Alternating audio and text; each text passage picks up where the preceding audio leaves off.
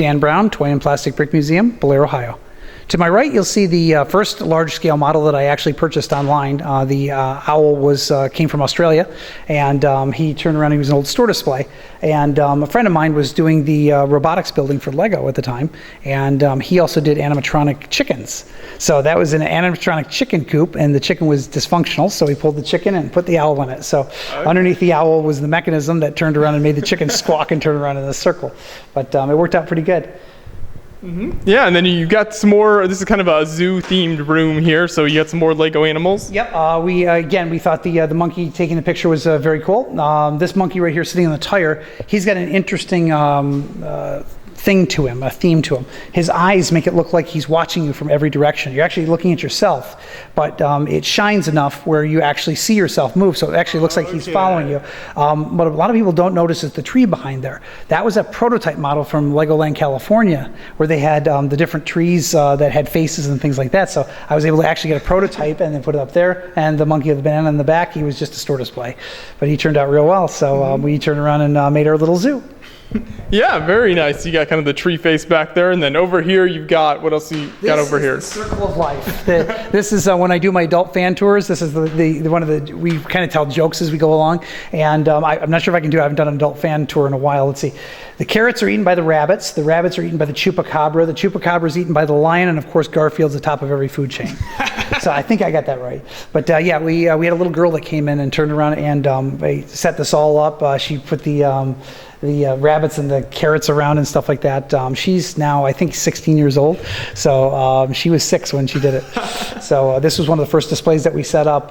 We have the next model over has a really touching story to it. So each model that we have in the museum has a story or a background, or at least a pretty creative yarn that went along with it to be able to say, okay, this is how we got it. This is what we got. They were basically enough to write a book.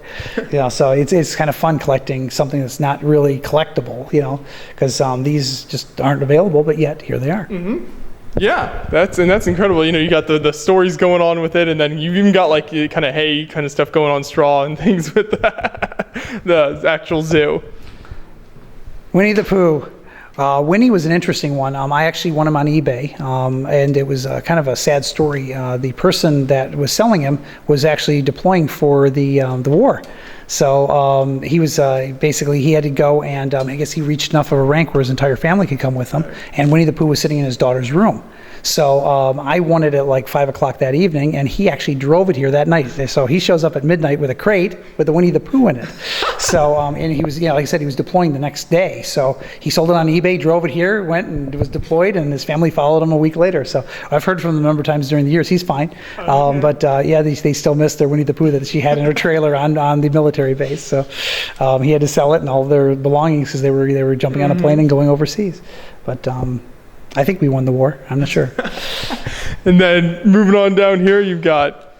this one was on the Ellen DeGeneres show.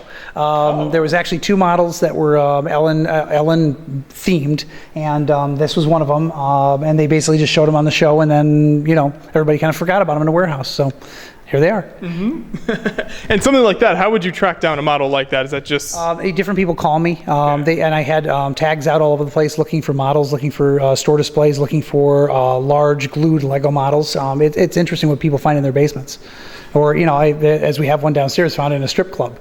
You just never know. Mm-hmm. So it's fun. And again, when you're trying finding things to match a theme, that's impossible. But if you just put out a general call and say, I'm looking for something wild and weird, that's fine. Mm-hmm. And then this other big one you've got here is the giraffe. Oh, the giraffe is very interesting. You basically have a unglued model. It was it was in a store that closed down, and it was not a Lego display. It was just built by an adult fan, and the adult fan decided that he wanted to do something out of Lego.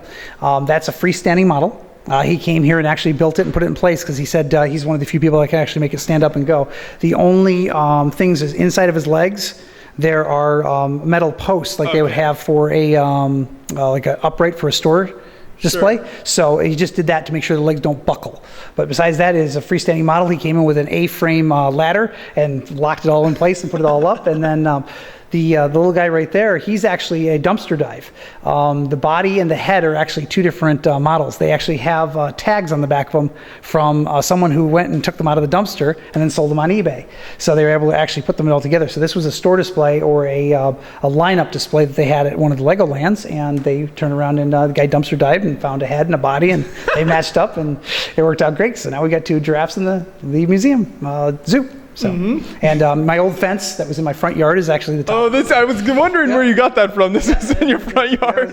My old fence in my front yard that we built the chicken coops and the frames, and we had an artist come in and paint all of the grass and stuff like that, so it looked nicer. And again, we reused everything we can get our hands on, because this was one of those situations where we weren't we didn't have a lot of money, but we wanted to do something really cool. Yeah, and so when you coming up for a theme with a room like this, is it just based on you had a lot of these animal builds, so you wanted to do like a zoo type theme, or how did you decide to do this? Well, we had the Winnie the Pooh in the zoo. That was the theme of the room, and after that, it just kind of grew from there. Okay. So we were able to find different models that matched, and we would say, okay, we've got another model that's good for the zoo. Okay, well, we've got 2 models that are good for the zoo. Okay, well, this model might work with this, and let's have it interact with that. Or we've got 3 monkeys. Let's put them in a I wanted to do the hear no evil, see no evil thing, and then that didn't work out. So we turned around and came up with the sitting on the tire and the guy taking the picture of the owl and stuff like that. Yeah, those are really cool. Thanks for showing those to us. Appreciate it. Thank you very much.